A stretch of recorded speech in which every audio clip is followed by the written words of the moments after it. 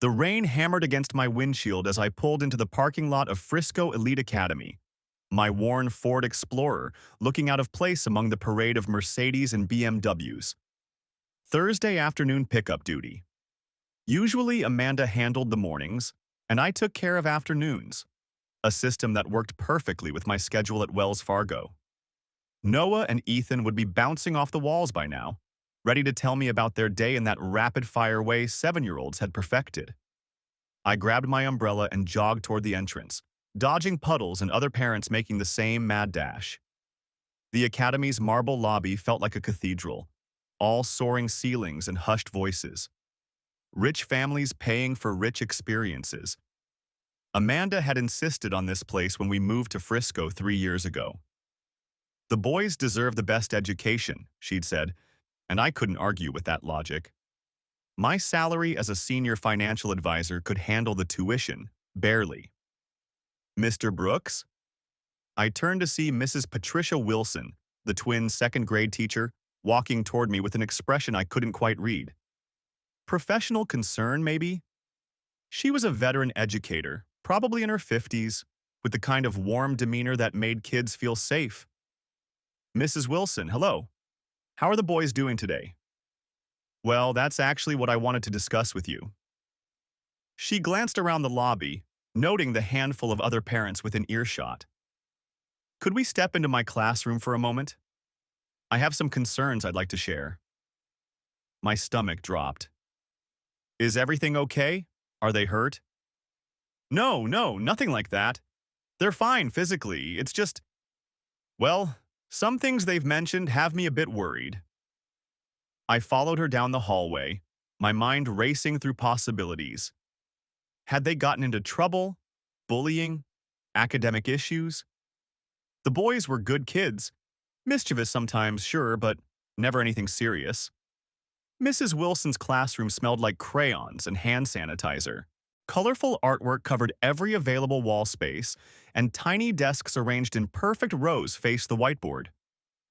She gestured for me to sit in one of the adult-sized chairs near her desk.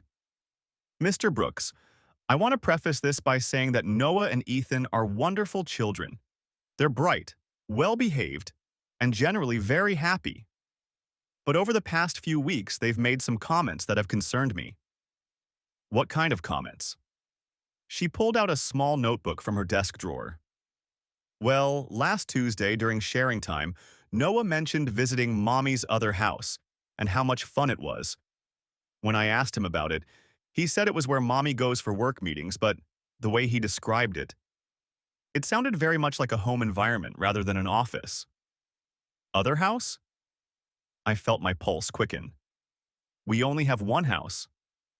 That's what I suspected. And then yesterday, Ethan talked about swimming at Uncle Mike's house and how Uncle Mike taught him to do a cannonball. He said Mommy takes them there sometimes for her work meetings, and that Uncle Mike makes really good snacks. Uncle Mike?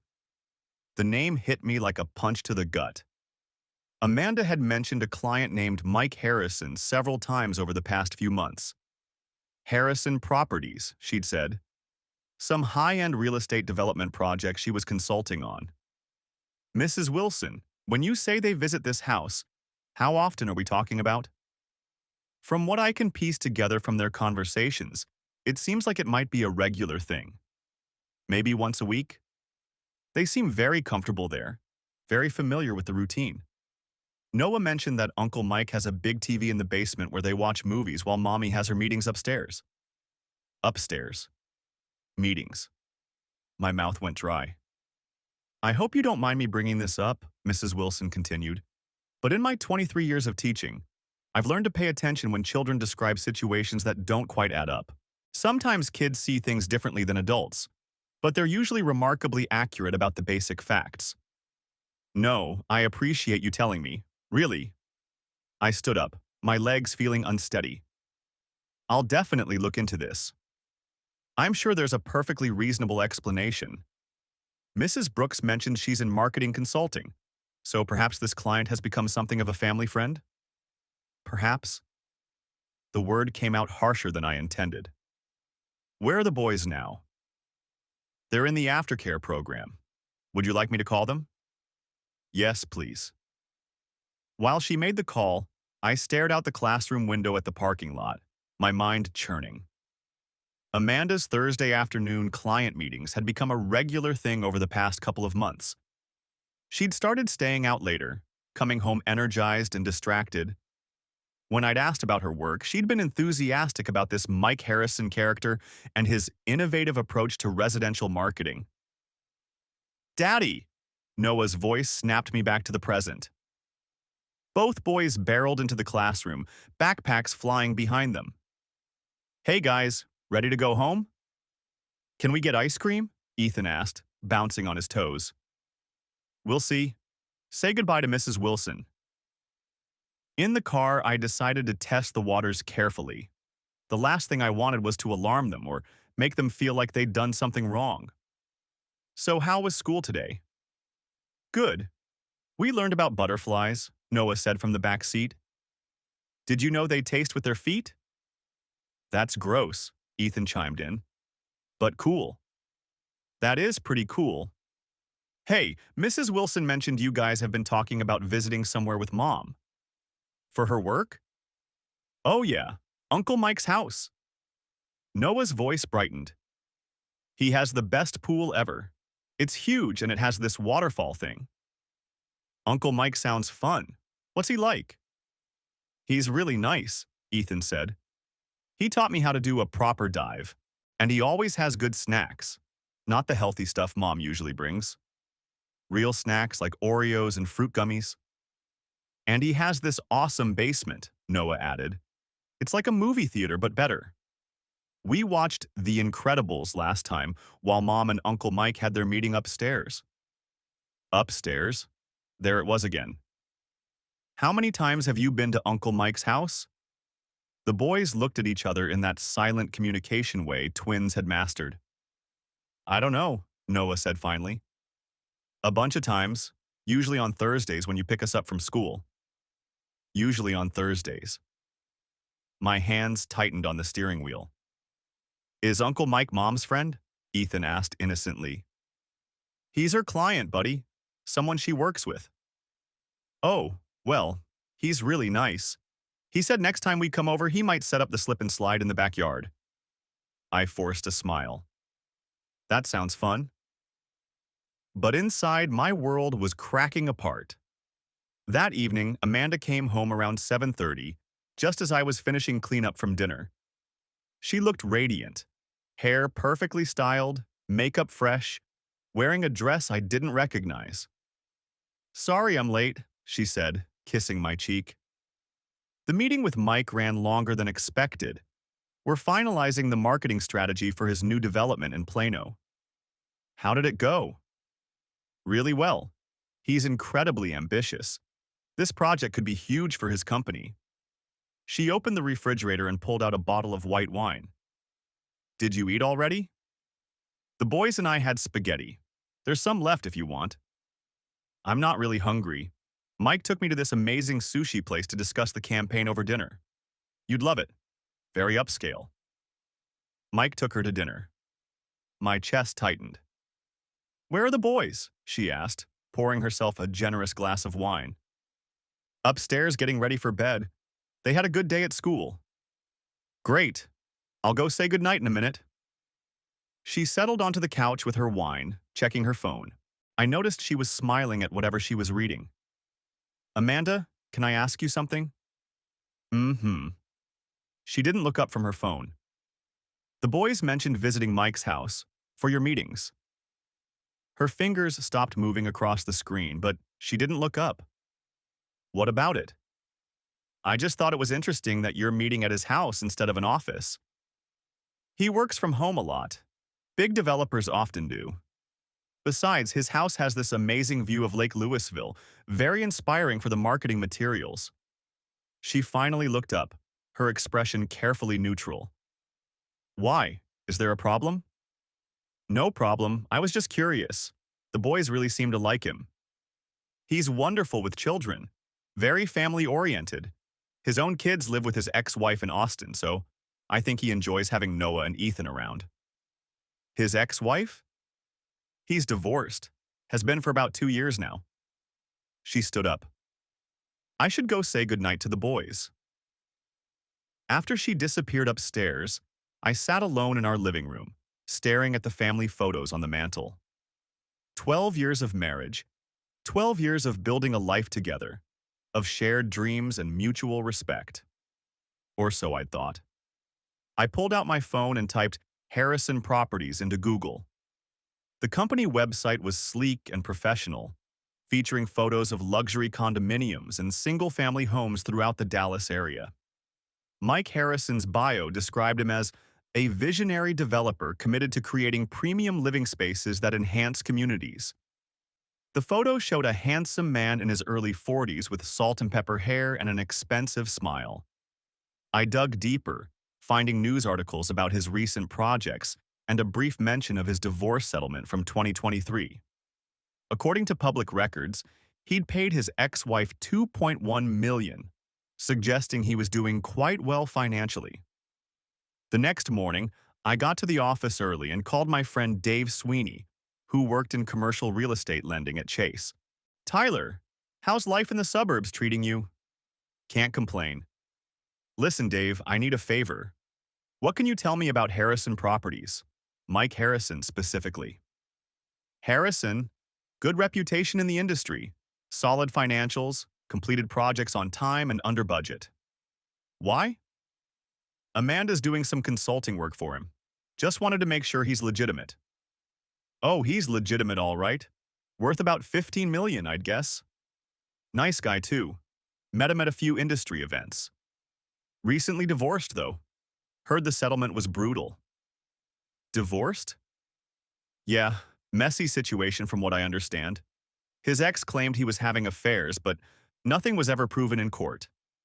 Why the interest? Just due diligence. Thanks, Dave.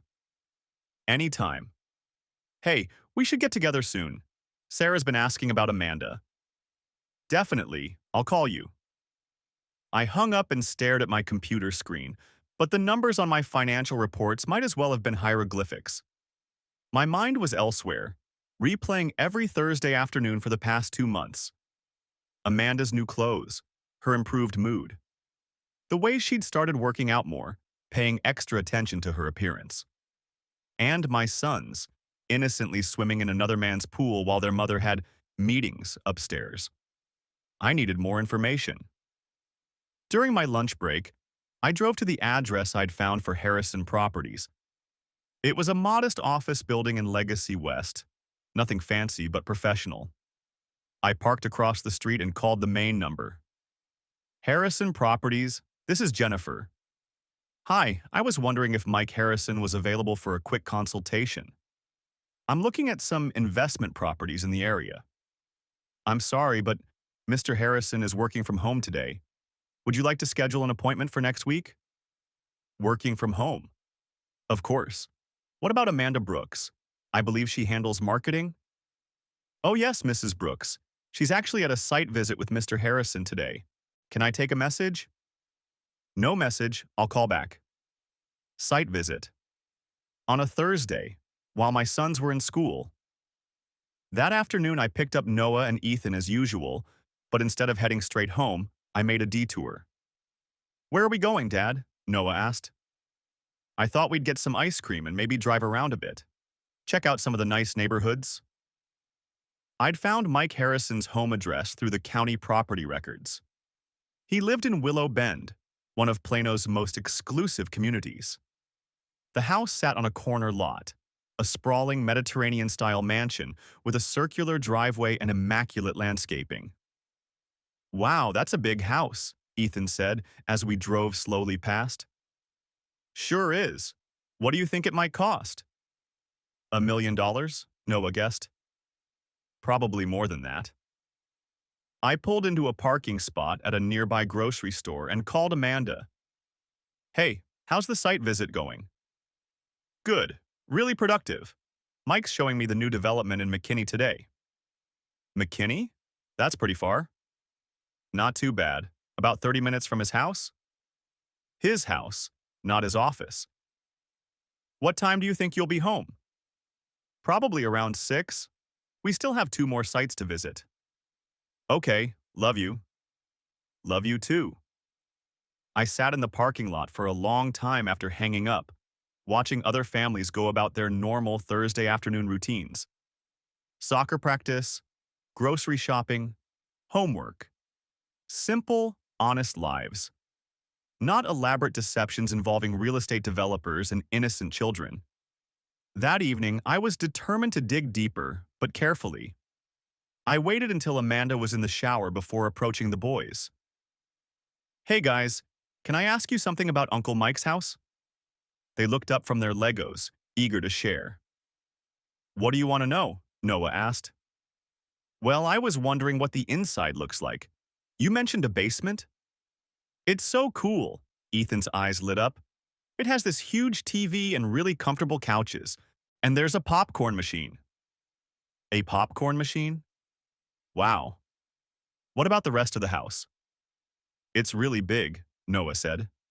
The kitchen has 2 ovens, and upstairs there are lots of bedrooms. Have you seen the bedrooms? Just from the hallway when we're looking for the bathroom. Uncle Mike's room is really big. It has this enormous bed and windows that look out at the pool. My heart was pounding, but I kept my voice casual. Sounds like a nice house. Do you and Mom spend a lot of time there? Usually a couple hours, Noah said. We swim and watch movies while Mom and Uncle Mike work upstairs. Work upstairs in his bedroom? I guess. They're always up there for their meetings. The bathroom door opened upstairs, and I heard Amanda moving around in our bedroom. Okay, guys, back to your Legos. Bath time in 30 minutes. I went to the kitchen and poured myself a scotch, my hands shaking slightly. 12 years of marriage, and I'd never suspected a thing. Had I been that oblivious? Or had Amanda simply gotten that good at lying? My phone buzzed with a text message from an unknown number. Mr. Brooks, this is Janet Foster, private investigator. I got your name from Dave Sweeney. He said you might need some professional services. Please call if you'd like to discuss. Dave must have read between the lines during our conversation about Mike Harrison. Good friends had a way of knowing when something was wrong. I stepped outside onto our back patio and dialed the number. Foster Investigations. This is Tyler Brooks. Dave Sweeney referred me. Mr. Brooks, yes. I understand you might need some assistance with a personal matter. I think my wife is having an affair. I'm sorry to hear that. How can I help? I need proof. Real proof, not just suspicions. What kind of evidence do you have so far? I told her about the boys' stories, Amanda's Thursday routine, and the meeting patterns that didn't add up. That's actually quite a bit to work with, Janet said. Children are often the most reliable witnesses in these situations. They don't lie about what they see. What would surveillance involve? Basic surveillance package includes following the subject, photographing any interactions, documenting timelines, and providing you with a comprehensive report. If there's an affair happening, we'll get proof. How much? $1,500 for a week of surveillance. If we don't find anything definitive, I'll refund half. Do it. I'll need some basic information, her vehicle, typical schedule, photos of both your wife and the suspected partner. Can you email those to me tonight? Absolutely. One more thing, Mr. Brooks. Once we start this process, there's no going back. Whatever we find, you'll have to deal with it. Are you prepared for that? I looked through the sliding glass door at Amanda, who was downstairs now, helping the boys with their bath. She was laughing at something Ethan had said, looking like the loving mother and devoted wife I'd thought I married. Yes, I need to know the truth. I'll be in touch tomorrow. I went back inside and tried to act normal for the rest of the evening, but every interaction with Amanda felt like a performance. When she kissed me goodnight, I wondered if she'd kissed Mike Harrison earlier that day. When she mentioned her plans for the next day's client presentations, I wondered what she was really planning. At 2 in the morning, I was still awake, staring at the ceiling. Amanda slept peacefully beside me, occasionally murmuring something in her sleep. Once, I could have sworn she said, Mike. The next morning, I sent Janet everything she'd requested. Photos, license plate number, Amanda's schedule, Mike Harrison's address. Then I went to work and tried to focus on my clients' portfolios instead of my disintegrating marriage. Janet called me around noon. Mr. Brooks, I've started preliminary surveillance. Your wife left your house at 9:15 this morning and went to a Starbucks in Legacy West, where she met with a blonde woman for about an hour. Then she went to Mike Harrison's house. His house? It's Friday.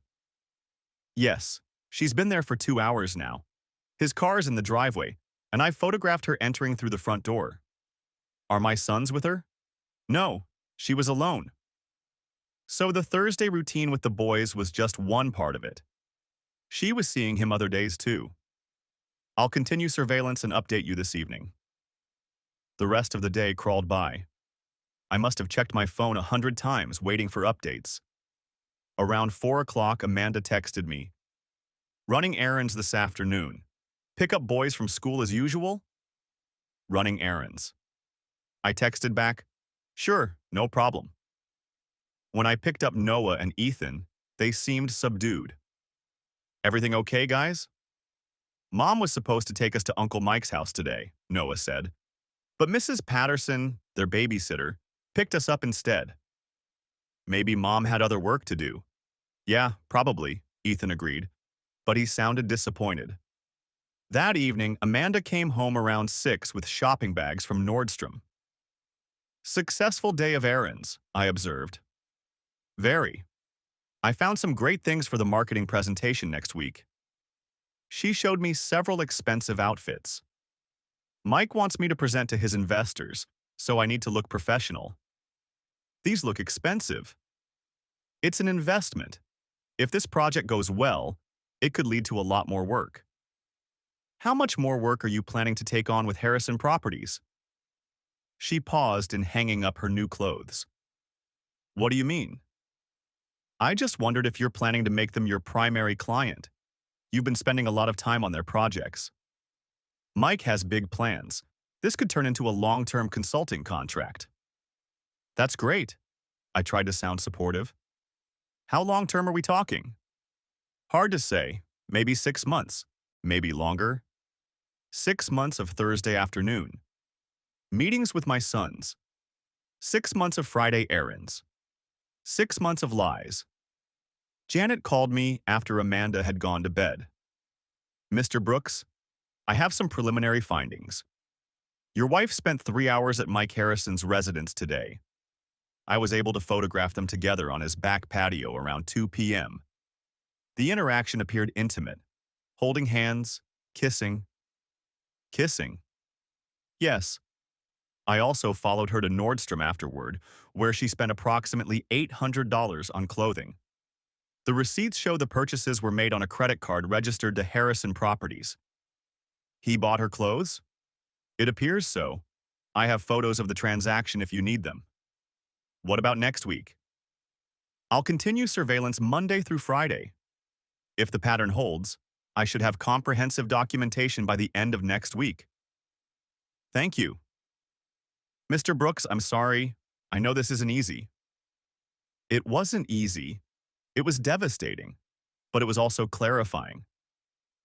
For the first time in months, I knew exactly what I was dealing with.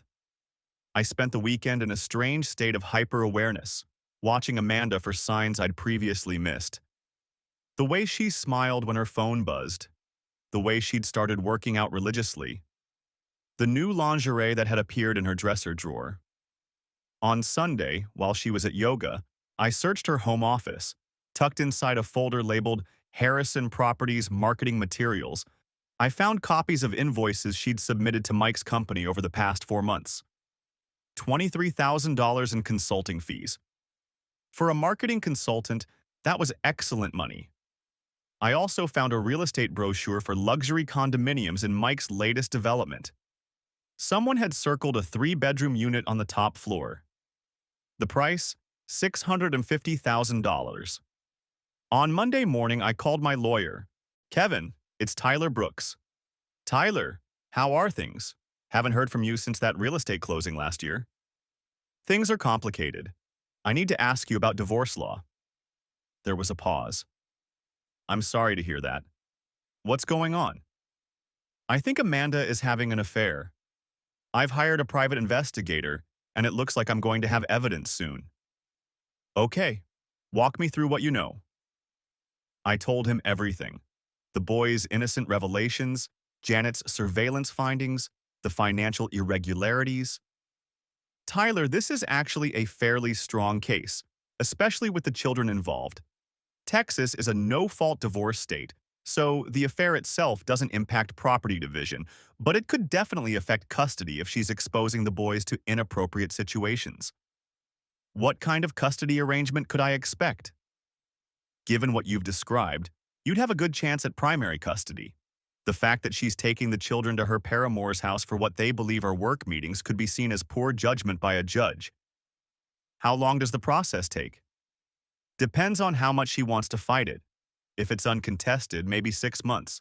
If she fights for custody or property, could be a year or more. What should I do in the meantime? Document everything. Keep records of her schedule, her time with the children, any financial irregularities. Don't confront her until you have all your evidence together. And Tyler? Yeah? I'm sorry, man. I know this has to be hell. Thanks, Kevin. Call me when you're ready to file. Janet's surveillance continued through the week, and the evidence mounted steadily. Tuesday, 3 hours at Mike's house, followed by lunch at an upscale restaurant in Southlake. Wednesday, shopping trip together to a jewelry store, where Mike purchased Amanda a bracelet worth approximately $1,200. Thursday, the usual routine with the boys, but Janet's photographs showed Amanda and Mike in intimate conversation while Noah and Ethan played in the pool. They're not even trying to hide it anymore, Janet told me Thursday evening. The body language, the physical contact. This is definitely an established relationship. How long do you think it's been going on? Based on their comfort level together, I'd guess several months, maybe longer. What about the children? Are they safe? From what I can observe, yes. Mr. Harrison seems to treat them well, and they appear happy and comfortable around him. But Mr. Brooks, they're definitely being used as cover for the affair. The boys think they're going to work meetings, but they're actually providing a reason for your wife to spend time at her lover's house. That's what I thought. I'll have a comprehensive report for you by Friday, including photographs, timeline documentation, and financial records I've been able to verify. Friday afternoon, I sat in my office reviewing Janet's report. 27 pages of detailed evidence, including photographs that left no doubt about the nature of Amanda's relationship with Mike Harrison. The financial records showed that she'd been billing him for consulting services on days when the surveillance showed them shopping, dining, or spending time at his house without any business activities. The most damning photos showed Amanda and Mike in his backyard pool with my sons. While Noah and Ethan played with pool toys, Amanda and Mike were clearly engaged in intimate physical contact, kissing, embracing, acting like a couple. My 7-year-old boys were unwitting accessories to their mother's affair. I called Kevin. I have the evidence. How definitive? Photos, financial records, timeline documentation.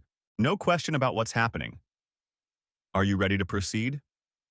I looked out my office window at the Dallas skyline, thinking about the life Amanda and I had built together.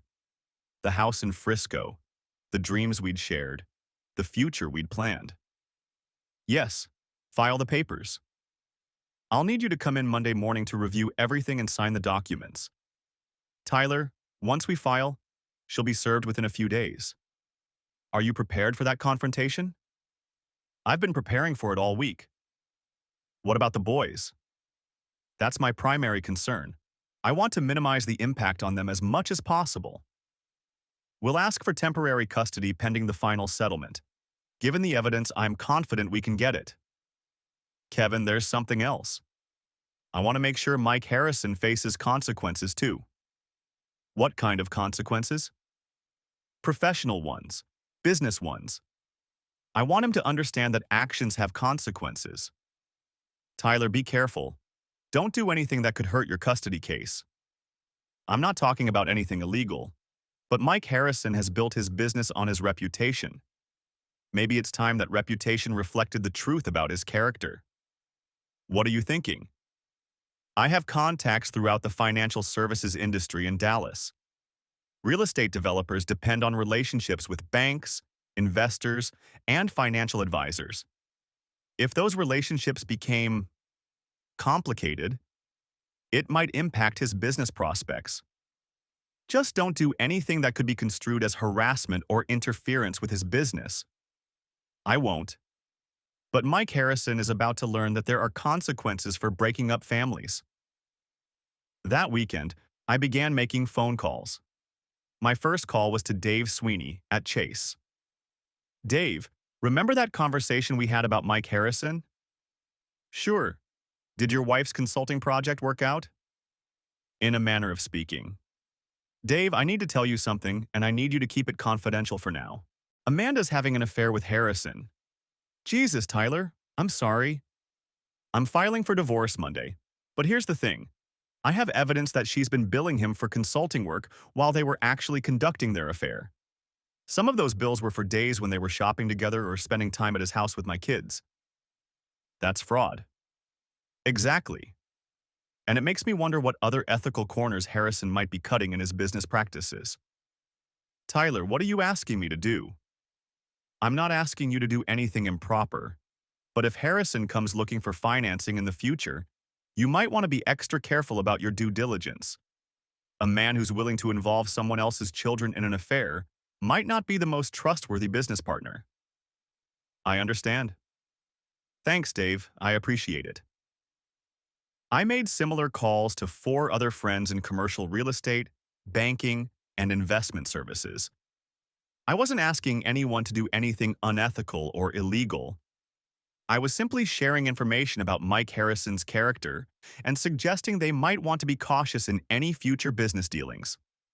By Sunday evening, word was beginning to circulate through Dallas's tight-knit real estate finance community that Mike Harrison might not be the family-oriented professional his marketing materials claimed. Monday morning, I signed the divorce papers and Kevin filed them with the court. Amanda would be served at home that afternoon while I was at work and the boys were at school. I was in a client meeting when she called. Tyler, what the hell is this? I think you know what it is. You can't be serious. You're filing for divorce? Amanda, I know about Mike. There was a long silence. You know about what? I know about the affair. I know about the Thursday afternoon visits to his house with the boys. I know about the shopping trips and the jewelry and the consulting fees for work you never performed. You've been spying on me. I've been protecting my sons. Tyler, you don't understand. Mike and I, we're just friends. The business relationship… Amanda, I have photographs. Another silence. We need to talk. Yes, we do, but not until after you've spoken with your lawyer. Tyler, please, can't we work this out? Think about the boys. I am thinking about the boys. That's why I'm getting them away from this situation. You can't take my children away from me. I'm not taking them away, but I'm not going to let you continue using them as cover for your affair. She hung up. 20 minutes later, Mike Harrison called my office. Mr. Brooks, this is Mike Harrison. I think we need to talk. I don't think we have anything to discuss. I think we do. I understand you're upset, but there are things you don't understand about the situation. What don't I understand, Mike? Help me out. Amanda and I, we care about each other. This isn't some casual thing. You care about each other. How thoughtful. Do you also care about the fact that you've been using my 7-year-old sons as props in your relationship? The boys are great kids. I would never do anything to hurt them. You already have hurt them. You've put them in the middle of an adult situation they're too young to understand. You've made them complicit in lying to their father. Tyler, that wasn't our intention. I don't care about your intentions, I care about my children. Look, maybe we can work something out. Amanda's going to need support through this transition. Mike, let me be very clear about something. As of today, your relationship with my wife is going to cost you more than you ever imagined. You wanted to play house with another man's family? Now you get to pay the price. Are you threatening me? I'm informing you. You see, Mike, you made a mistake. You assumed I was just some suburban dad who wouldn't fight back. But I'm not just some suburban dad. I'm a senior financial advisor with a lot of connections in this city. And those connections are very interested to learn about your character. What are you talking about? I'm talking about the fact that by this time tomorrow, every major commercial lender and real estate investor in Dallas is going to know exactly what kind of man Mike Harrison really is. Good luck with your future projects. I hung up before he could respond. That afternoon, I picked up Noah and Ethan from school as usual. They seemed subdued, probably picking up on the tension at home. Dad, is Mom okay? Noah asked as we drove home. She seemed upset when we left for school this morning. Mom's going through some grown-up problems right now, buddy. But you and Ethan don't need to worry about that. Is it because of Uncle Mike? I almost swerved off the road. Why would you ask that? I don't know. Mom's been acting different since we started going to his house. Happier, but also weird. Weird how? Like she's keeping secrets, Ethan chimed in. She tells us not to talk about Uncle Mike's house at school or with you. Amanda had been coaching them to lie. My hands tightened on the steering wheel. Boys, listen to me. From now on, I want you to always tell me the truth, okay? Even if someone else tells you not to. Especially if someone else tells you not to. Okay, Dad. Are we in trouble? Ethan asked quietly. No, sweetheart. You're not in trouble at all. None of this is your fault. When we got home, Amanda's car was in the driveway. I could see her pacing in the living room through the front window. Boys, why don't you go up to your room and start your homework? I'll be up in a few minutes to help. They rushed upstairs, clearly sensing the tension. Amanda was waiting for me in the living room, a stack of legal papers on the coffee table. Tyler, we need to talk about this. Okay, let's talk. You can't seriously want to destroy our marriage over this. Amanda, you destroyed our marriage. I'm just filing the paperwork. It's not what you think. It's exactly what I think. You've been having an affair with Mike Harrison for months. You've been using our sons as cover for your relationship. You've been lying to me, to them, and to yourself. Mike and I, we have feelings for each other. Congratulations. That doesn't change anything. Tyler, I love you. I love our family. But Mike understands me in ways that you don't. Understands you how? By buying you expensive clothes and jewelry? By letting you play house with someone else's children? It's not like that. Then tell me what it's like, Amanda. Explain to me how taking our sons to your lover's house for work meetings was in their best interest. She couldn't answer that. I want custody of the boys, she said finally. You're not getting it. They're my children too. They're children who've been exposed to an inappropriate adult relationship because their mother made poor choices. No judge is going to award custody to someone who uses her kids as alibis for affairs. That's not what happened. That's exactly what happened. Noah and Ethan think Uncle Mike is your client. They think his house is your office. They think watching movies in his basement while you have meetings upstairs is normal business procedure. Amanda started crying. Tyler, please. I made mistakes, but I love those boys. I know you do. And you'll still be their mother. But you won't be their primary parent anymore. This is all Mike's fault. He pursued me. Mike's fault? Amanda, you're a grown woman. You made choices. I was unhappy. Our marriage was routine, predictable. Mike made me feel alive again. So you decided to drag our children into your midlife crisis. I never meant for them to get involved. But they did get involved, and that's unforgivable. She wiped her eyes. What happens now? Now you get a lawyer and we work out the details. Custody, property division, support. And Mike? What about Mike? Are you going to try to hurt him?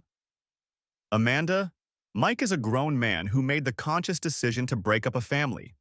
He can deal with the consequences. Tyler, please don't do anything that might hurt his business. Why would you care about his business? Because I care about him. More than you care about your sons? That's not fair. It's completely fair. You chose Mike over your family. Now you get to live with that choice. She gathered up the legal papers. I'm going to stay at my sister's tonight. That's probably best. When will you tell the boys? Tomorrow. Together. We'll explain that sometimes marriages don't work out, but that both of us will always love them. Tyler, I'm sorry. I really am. I know you are, but sorry doesn't fix this. After she left, I went upstairs to help the boys with their homework. They were both quiet, clearly aware that something significant was happening between their parents. Dad, are you and Mom getting divorced? Noah asked as I checked his math worksheet. What makes you ask that? Some kids at school have divorced parents. They said their parents fought a lot before it happened. I set down his pencil and pulled both boys close to me on Noah's bed. Boys, your mom and I are having some serious problems. We're probably going to live in different houses for a while. Because of Uncle Mike? Ethan asked. It's complicated, buddy. But I want you to understand that none of this is your fault. Sometimes grown-ups make mistakes, and sometimes those mistakes hurt the people they love. Will we still see Mom? Noah asked. Of course. She's your mother, and she loves you very much. But you'll be living here with me most of the time. What about Uncle Mike? I chose my words carefully. You probably won't be spending time with Uncle Mike anymore. Why not? We like him. I know you do. But Uncle Mike was never really Mom's work friend. He was something else. They were too young to understand the full truth, but old enough to sense that they'd been part of something that wasn't quite right. Will we still go to the same school? Ethan asked. Yes. Everything else in your life will stay the same. Same school, same friends, same house, same dad. Okay, Noah said quietly. Are you scared? I asked them. They nodded. It's okay to be scared. Big changes are scary, even when they're the right thing to do. But I promise you, I will always take care of you. Always. That night, after the boys were asleep, I sat in my study reviewing Janet Foster's surveillance report one more time. The evidence was overwhelming, but it was also heartbreaking. How had I missed so many signs? How had 12 years of marriage deteriorated to this point without me noticing? My phone rang. Kevin Williams. Tyler, I wanted to update you on the filing. Amanda's been served and her lawyer called my office this afternoon. Who's representing her? Patricia Simmons. She's good, expensive, but fair. This probably won't get ugly, which is better for everyone. What did she want to discuss? Preliminary custody arrangement. They're not going to fight the primary custody request, but they want generous visitation. That's reasonable. They also want to discuss property division.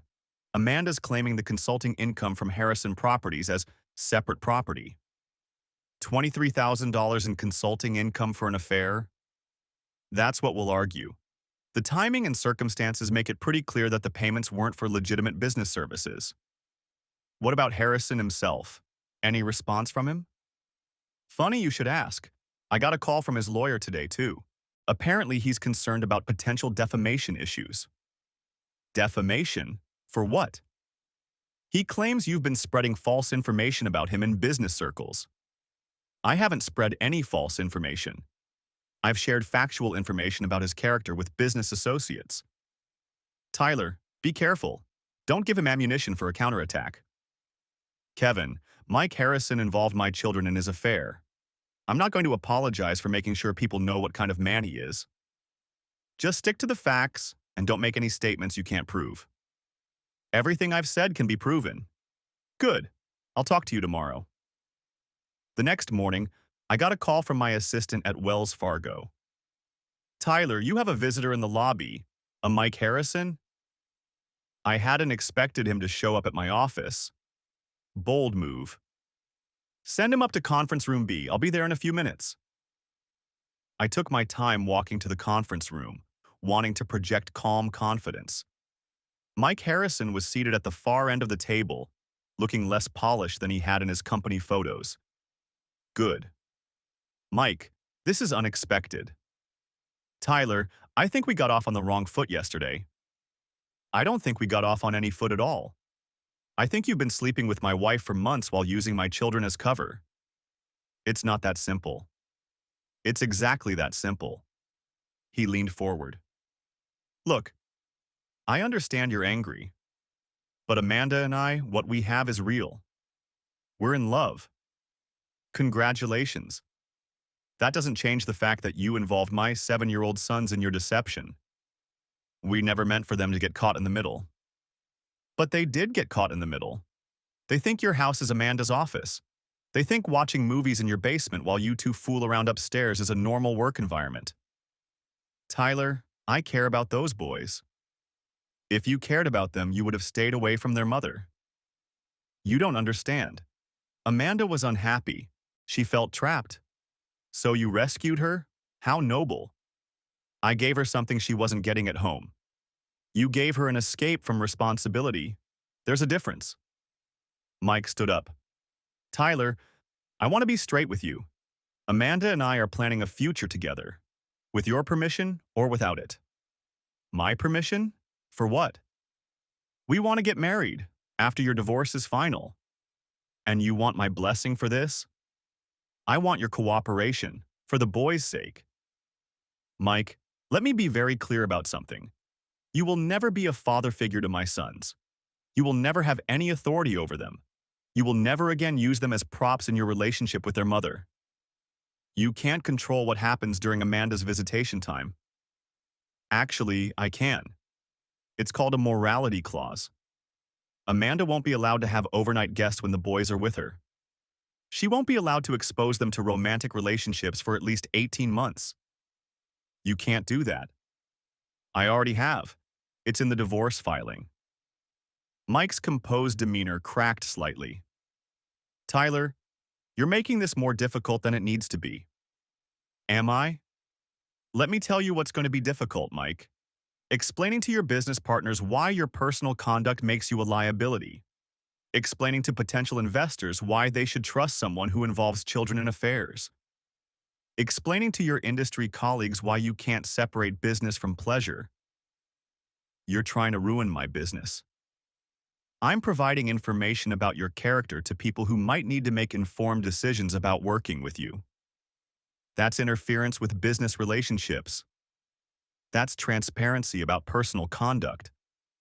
Tyler, if you don't stop this campaign against me, I'll have no choice but to take legal action.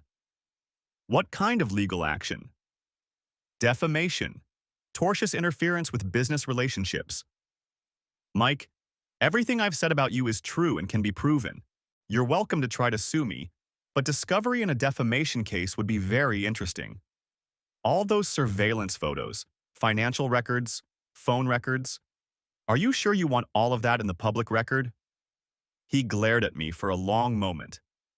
This isn't over. Yes, it is. You're going to leave my office now, and you're never going to contact me again. Any future communication will go through lawyers. Amanda won't let you destroy what we have.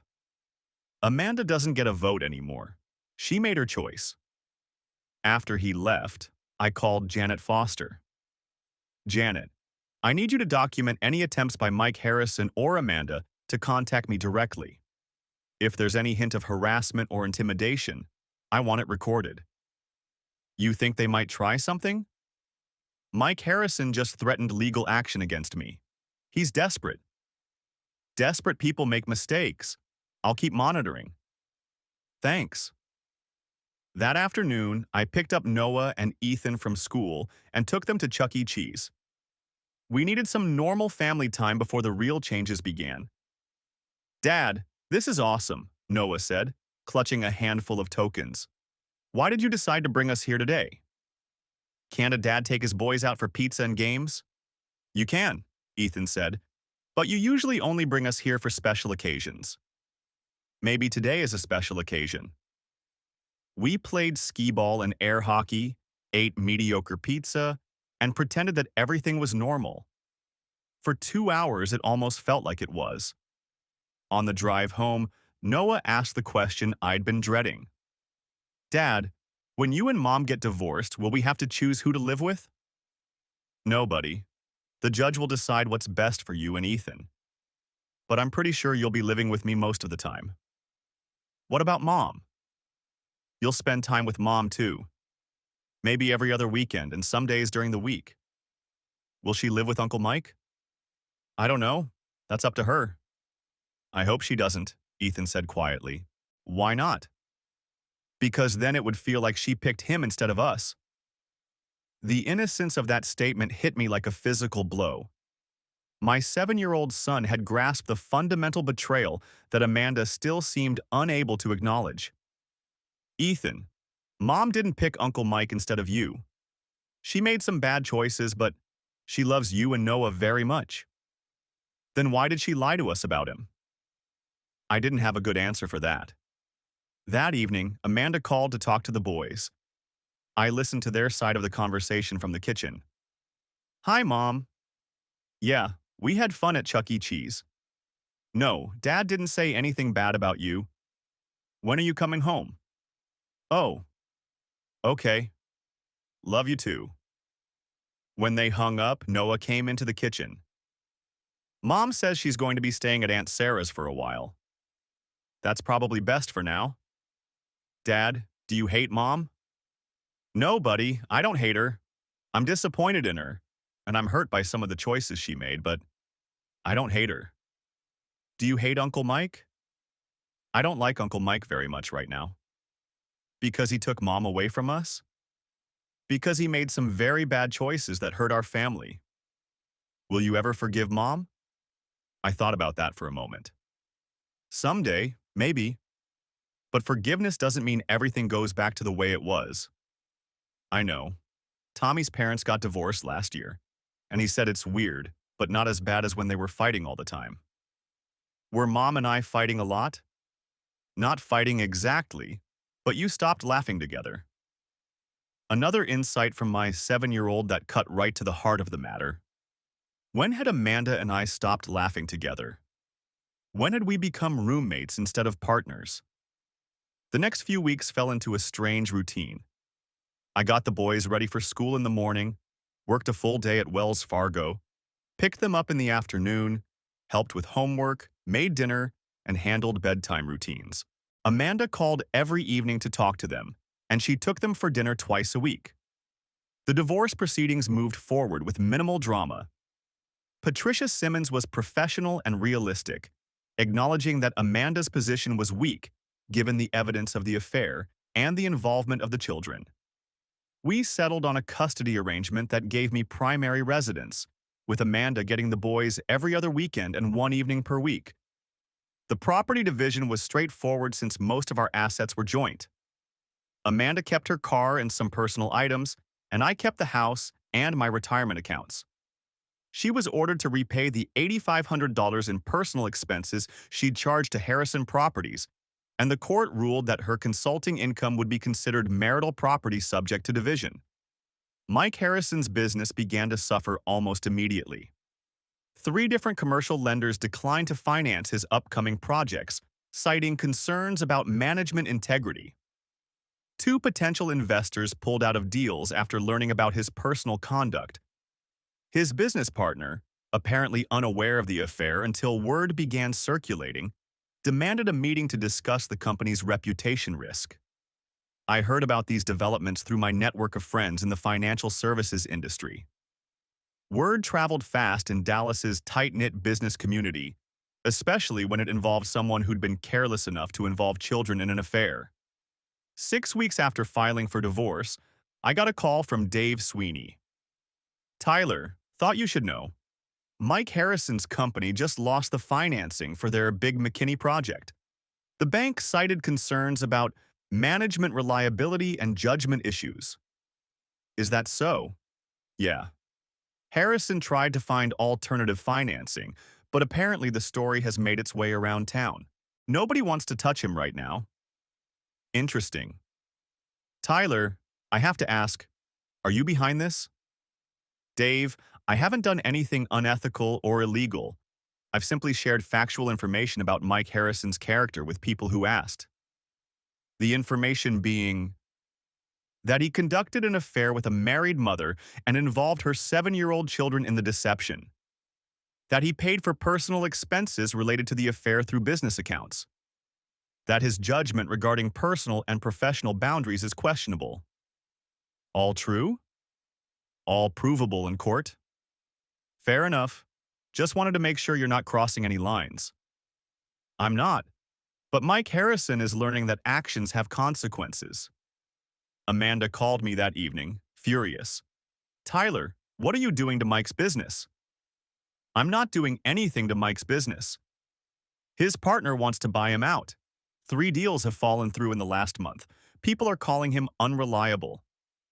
Maybe people are making informed decisions about his character. You're destroying him. Amanda, I'm not destroying anyone. I'm protecting my sons and making sure the truth is known. The truth? What truth?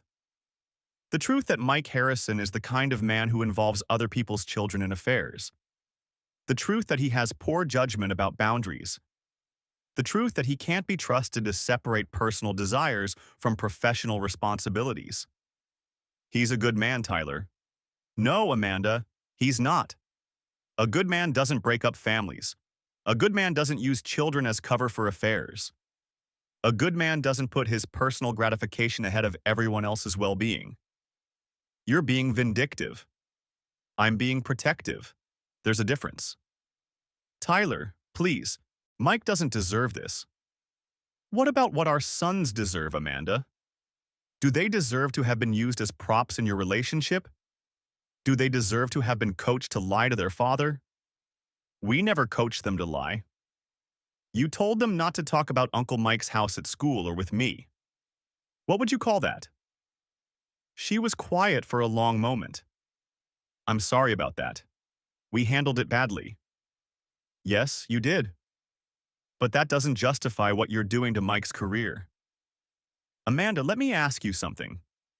If the situation were reversed, if I had been having an affair and involving Noah and Ethan in deceptions, what would you have done?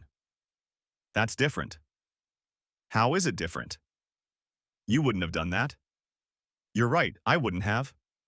But if I had, what would you have done? She couldn't answer. Amanda, you made choices. Mike made choices. Now you both get to live with the consequences. Tyler, I love him. I don't care who you love. I care about protecting my children from the fallout of your poor judgment. Our children. My children, Amanda. The court agreed with me. That weekend, the boys spent Saturday night with Amanda at her sister's house. When I picked them up Sunday afternoon, they seemed troubled. Dad, is Uncle Mike in trouble? Noah asked as we drove home. Why do you ask? Mom was crying on the phone with him last night. She said something about people being mean to him at work. Sometimes when adults make bad choices, there are consequences. Mom said you're making people be mean to Uncle Mike. I'm not making anyone do anything. I'm just making sure people know the truth about what happened. What is the truth? Ethan asked. I pulled into our driveway and turned to face them in the back seat. The truth is that Uncle Mike and Mom developed feelings for each other while she was married to me. The truth is that they spent time together in ways that weren't appropriate. And the truth is that they involved you boys in situations where you had to keep secrets from me. So we were helping them lie? Not on purpose, but yes, in a way. Is that why you're getting divorced? That's part of it. Are you mad at us? No, sweethearts. I'm not mad at you at all. None of this is your fault. But we liked going to Uncle Mike's house. I know you did, and that's okay. You didn't know that anything wrong was happening. Will we see him again? Probably not. Good, Noah said quietly. Why good? Because now I know he was using us to trick you. That's not nice. Again, my 7-year-old had grasped the essential truth that his mother still seemed to miss. 3 months after filing for divorce, the settlement was finalized.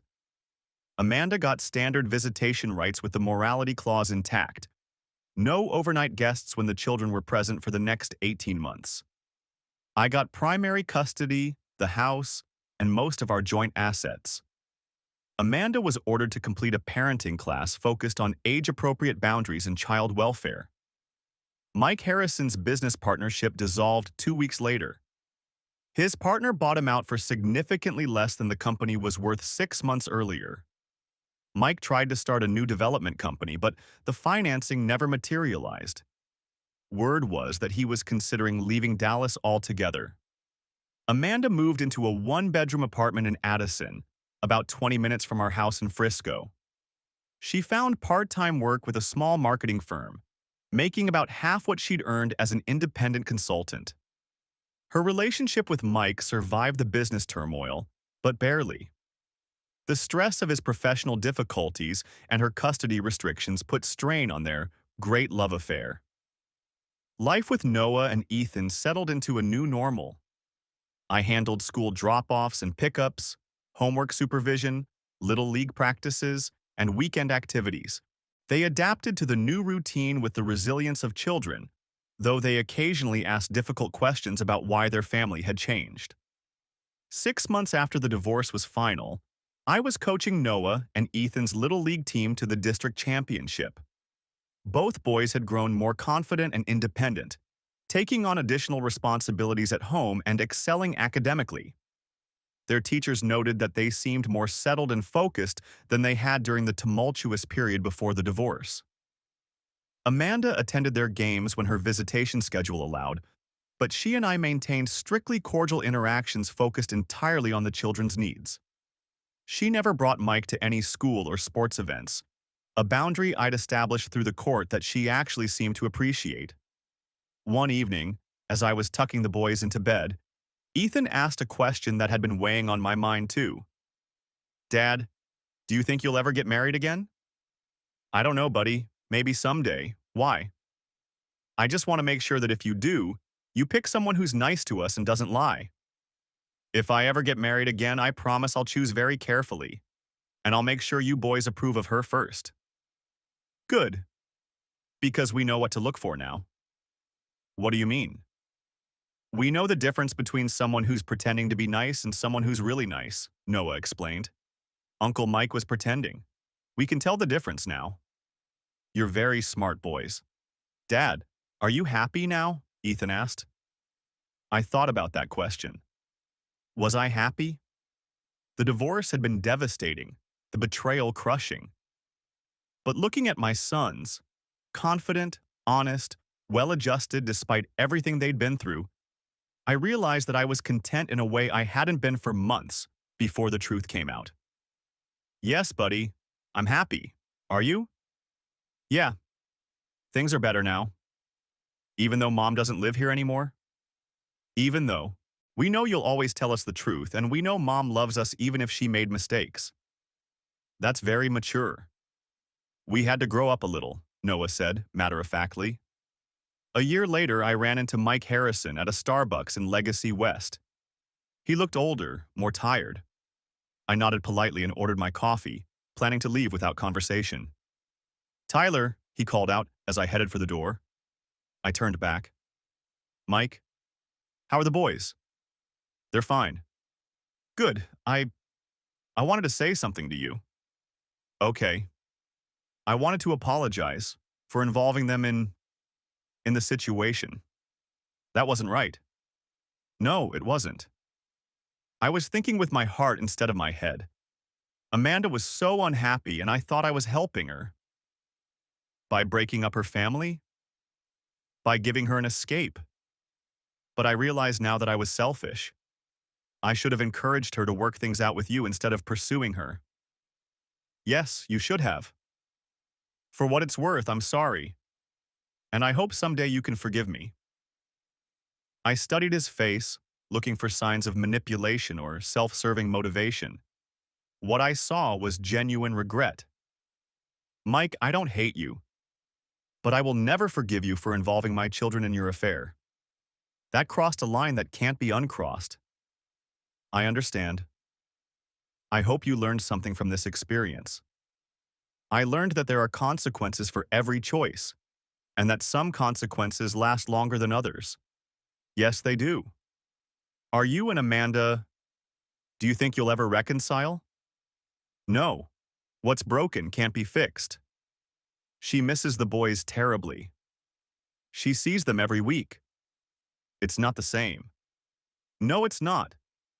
But that's what happens when you choose an affair over your family. He nodded and looked down at his coffee. I heard you're seeing someone. I was, actually. Dr. Lisa Martinez, the elementary school principal. A relationship built on complete transparency and shared commitment to children's welfare. I am. I hope she makes you happy. She does. Good. You deserve that. I left him sitting alone in Starbucks, and I felt something I hadn't expected. Pity. Mike Harrison had gotten everything he thought he wanted. Amanda, freedom from his own marriage, the excitement of a forbidden relationship. But in the process, he'd lost his business, his reputation, and his place in the community. He'd discovered that stolen happiness never lasts.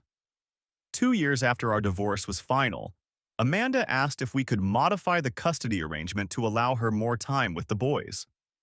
By then, they were 9 years old, more capable of understanding complex situations, and more vocal about their needs and preferences. I agreed to mediation rather than court proceedings, and we met with a family counselor to discuss the options. The boys seem very well adjusted, the counselor noted after interviewing all of us separately. Tyler, you've done an excellent job maintaining stability and routine for them. Amanda, they clearly love you and want to spend more time with you. What do they want? Amanda asked. They want to feel like they have 2 real homes instead of 1 primary home and 1 visitation place.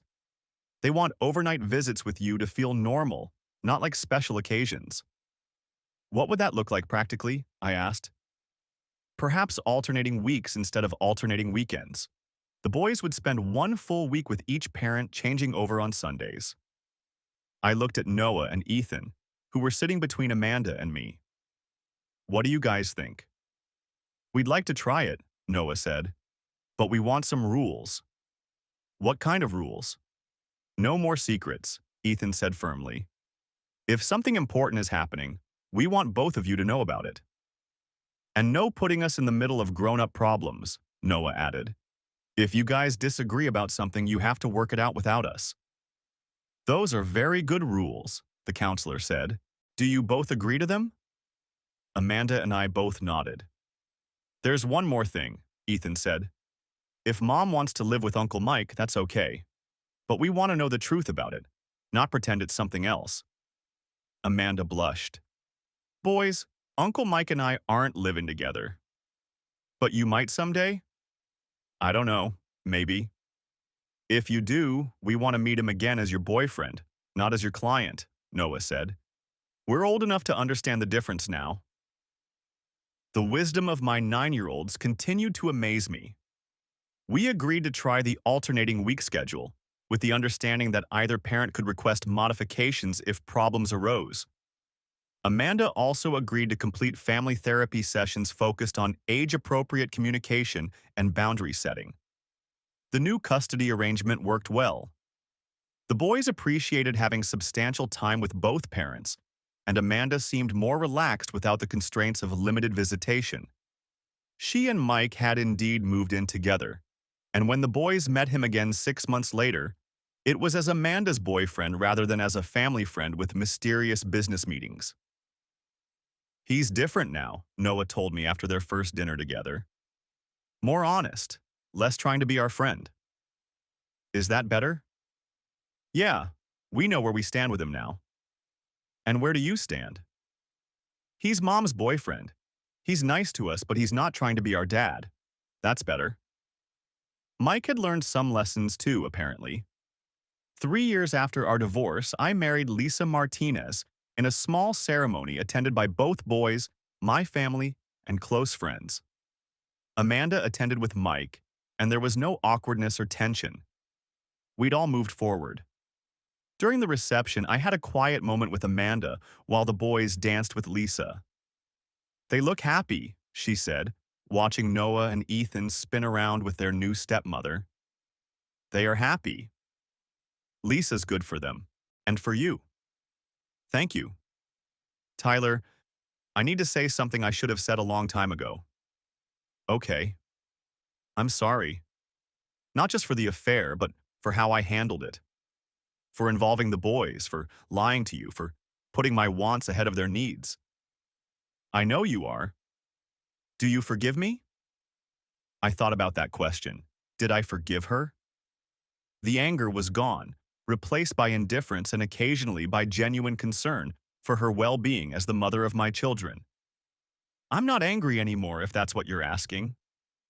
That's something, I suppose. Amanda, we both learned from this experience. We're better parents now than we were before. Are we? Look at our sons. They're confident, honest, emotionally intelligent kids who handle difficult situations with maturity and grace. We must be doing something right. I think that's mostly you. It's both of us. Different roles, but both of us. She smiled, and for a moment I could see the woman I'd fallen in love with 15 years earlier. Then the moment passed, and she was simply Amanda, my co-parent and former wife, someone I'd once loved and now barely knew. I'm glad you're happy, Tyler.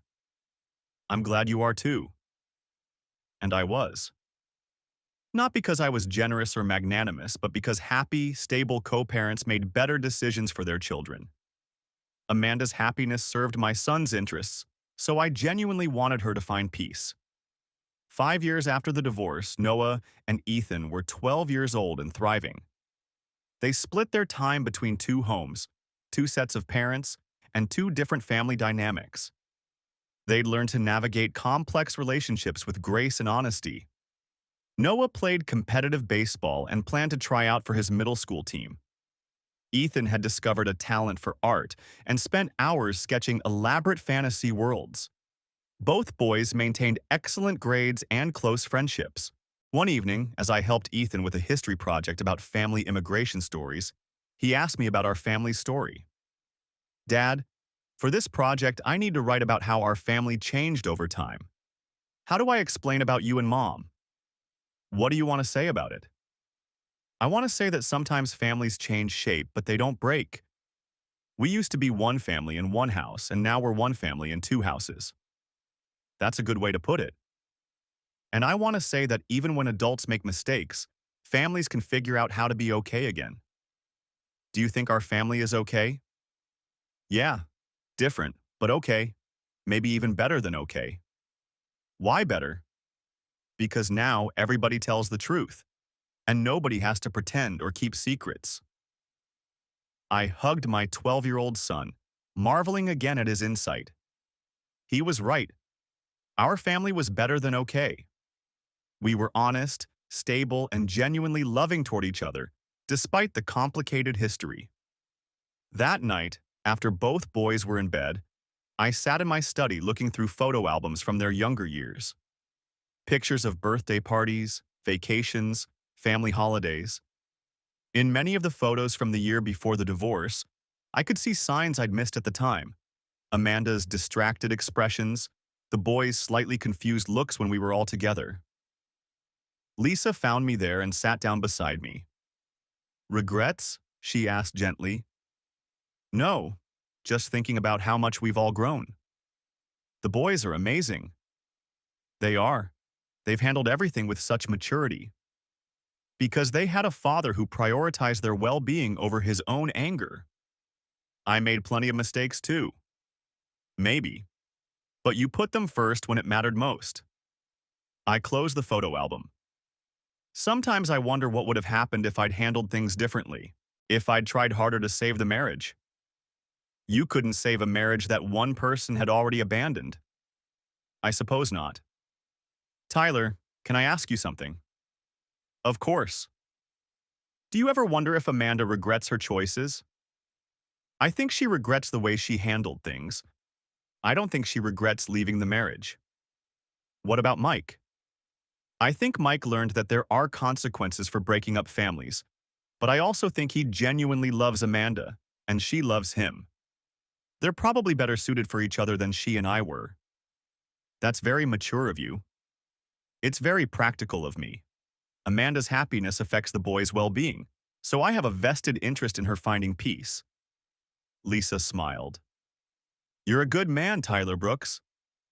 I'm a practical man who loves his children. Same thing. The next morning was a Sunday when the boys were with Amanda, so Lisa and I had a rare, quiet breakfast together.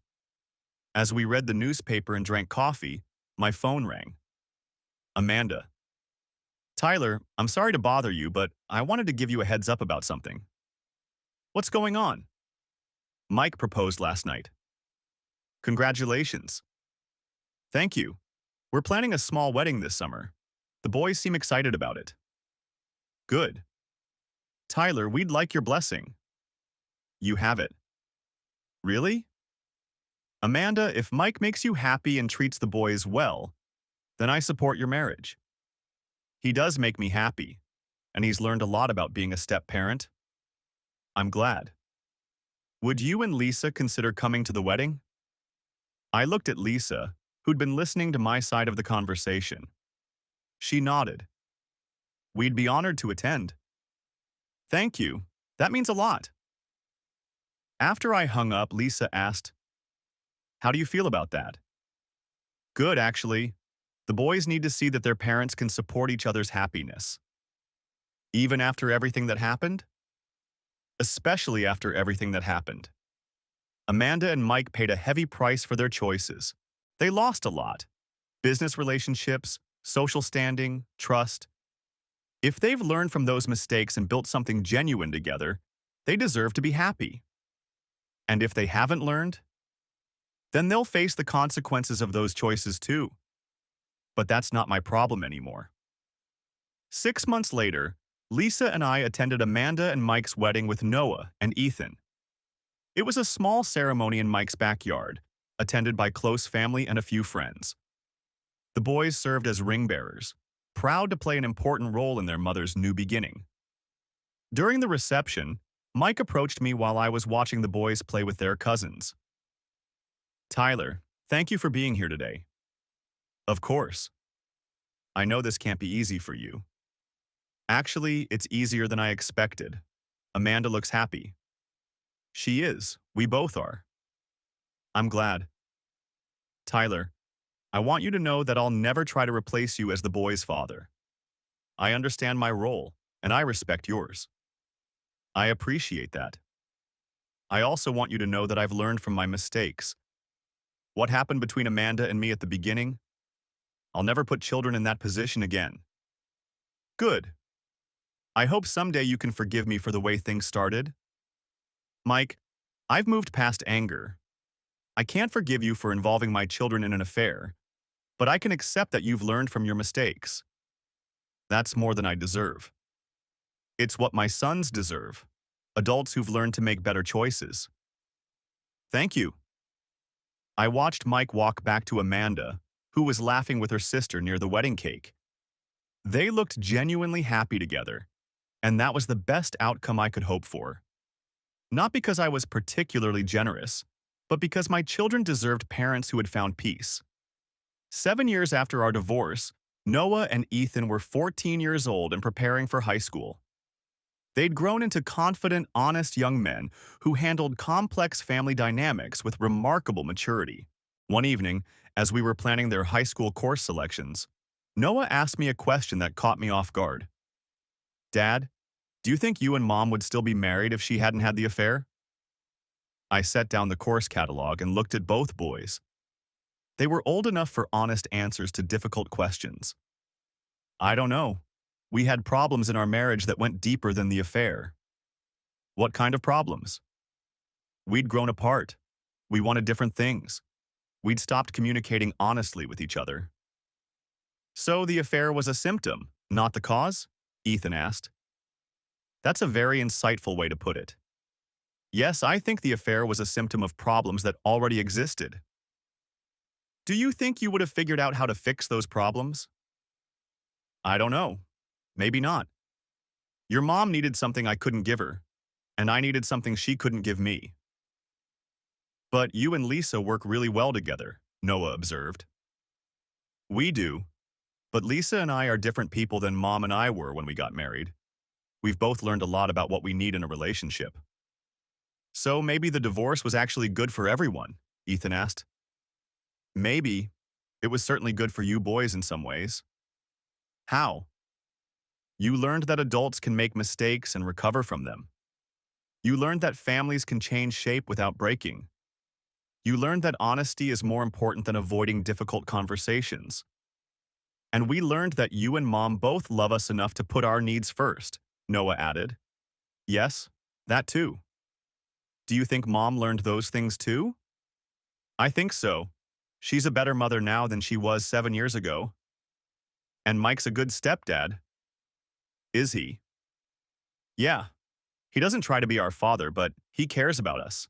And he makes Mom happy. That's what matters. Dad, are you happy you married Mom? Ethan asked. Of course I am. If I hadn't married your mother, I wouldn't have you boys. But do you regret the way things ended? I regret that it was painful for all of us, but I don't regret the outcome. We're all better people now than we were then. That night, after the boys had gone to bed, I reflected on our conversation. Were we all better people? I thought we probably were. Amanda had learned to be more honest and direct about her needs. Mike had learned about boundaries and consequences. I'd learned to prioritize what really mattered. And Noah and Ethan had learned lessons about integrity and resilience that would serve them well throughout their lives. Sometimes the end of one story is the beginning of several better ones. 10 years after our divorce, I attended Noah's high school graduation. At 17, he was headed to the University of Texas on a partial baseball scholarship, planning to study business and finance. Ethan, now a junior, had been accepted into an advanced art program and was considering careers in graphic design or architecture. Amanda and Mike sat a few rows away from Lisa and me in the graduation ceremony, all of us beaming with pride as Noah walked across the stage. After the ceremony, we all went to dinner together at Noah's favorite restaurant. I can't believe he's going to college, Amanda said, wiping away tears. It seems like yesterday that he was 7 years old, asking innocent questions about Uncle Mike's house. The reference to that time didn't sting anymore. It was simply part of our family history, no more painful than any other challenging chapter we'd weathered together. He's ready, I said. Both boys are incredibly mature for their age. They had good teachers, Mike said, looking at me. You showed them how to handle difficult situations with grace. We all showed them different things. That's what blended families do. They teach children that there are many ways to love and be loved. Dad, you're getting philosophical, Noah teased from across the table. Sorry, graduation makes me sentimental. Can I say something? Ethan asked. I wrote this for my English class, and I want to read it to all of you. Of course, Amanda said. Ethan pulled out a folded piece of paper and cleared his throat. The title is What I Learned from My Parents' Divorce. He began reading. When I was 7 years old, my parents got divorced. At the time, I thought it was the worst thing that could happen to a family. I was wrong. My parents' divorce taught me that sometimes the kindest thing adults can do for each other is to stop trying to make something work that doesn't work anymore. It taught me that love isn't always enough to save a relationship, but it's always enough to save a family. I learned that honesty is more important than harmony. My family is much louder now than it was when my parents were married, but it's also much more honest. We argue sometimes, but we don't lie to each other anymore. I learned that there are many different ways to be a family. I have a dad who taught me about integrity and putting children first. I have a mom who taught me about forgiveness and second chances. I have a stepdad who taught me that earning someone's respect is more important than demanding it. And I have a stepmom who taught me that families can grow in beautiful directions. Most importantly, I learned that children are stronger than adults think they are. My brother and I survived our parents' divorce not just intact, but improved. We learned to navigate complex relationships, to communicate honestly about difficult topics, and to love people even when they've made mistakes. 10 years later, I can honestly say that our family is better now than it was before the divorce. Not because divorce is good, but because truth is better than deception, and authentic relationships are better than perfect facades. My parents taught me that sometimes the most loving thing you can do is let go of what you thought you wanted and embrace what actually serves everyone's best interests. That's a lesson I'll carry with me for the rest of my life. When Ethan finished reading, there wasn't a dry eye at the table. Even Mike was wiping away tears. "That's beautiful, son," I said, my voice thick with emotion. "It's the truth," he replied simply. "Yes, it is." Amanda reached across the table and squeezed my hand. "Thank you, Tyler, for handling everything the way you did, for putting the boys first. Thank you for learning to do the same." Lisa smiled at all of us. "This is what successful co-parenting looks like." "This is what love looks like," Mike added. "All different kinds of love, working together." That night, as Lisa and I drove home from dinner, I thought about the journey our families had taken over the past decade. From betrayal and deception to honesty and mutual support. From broken trust to rebuilt relationships. From one family to several interconnected families, all working together to raise two remarkable young men. "Do you ever regret how things worked out?" Lisa asked as we pulled into our driveway. "Never." "Even the painful parts?" "Especially the painful parts. Pain taught us all lessons we needed to learn." "And now?" "Now we're exactly where we're supposed to be." I looked at our house, Noah's baseball trophies visible through the window, Ethan's artwork hanging on the walls, family photos documenting our blended family's growth over the years. It looked like home. It felt like peace. Sometimes the best revenge is simply living well and loving better. We'd all learn to do both. The story that began with 7-year-old twins innocently revealing their mother's affair had evolved into something much more complex and ultimately more beautiful than any of us could have imagined. We'd learned that families don't break, they transform. And sometimes the transformation leads to something stronger than what came before. In the end, Uncle Mike's house had become just a memory, replaced by multiple homes filled with authentic love, honest communication, and the deep satisfaction that comes from choosing what's right over what's easy. That was the best revenge of all.